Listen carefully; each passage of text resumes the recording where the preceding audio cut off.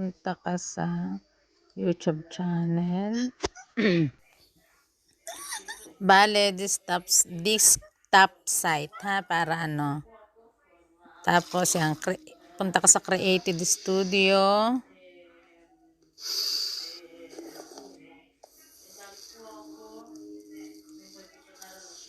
Tapos piliin mo yung video mo, kung alin ang gusto mong video aspeto.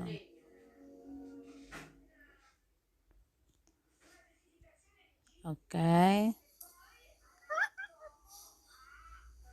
Halimbawa, basta humanap ka na lang ng video mong 10 minutes. Kasali 10 minutes. Halimbawa, eto ha. Pag na-open mo na yung video mo, i-click mo itong $sign.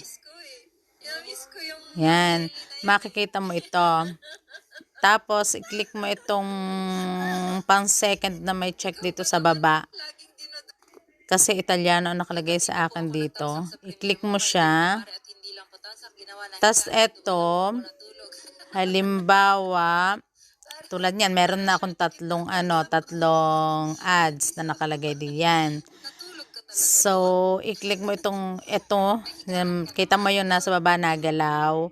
So, i-click mo, itapat mo kung saan mo gustong ilagay ng ads. Pag nandun na sa tapat, tapos click mo ang instruction ito. Italiano kasi yun sa akin. Tapos, automatic may ad na yan. Tapos, ililipat mo ulit kung saan mo gustong ilagay. Halimbawa dito. Tapos, click mo ulit yun. Hanggang sa makasampu kang ads. Tapos, ayun. Continue.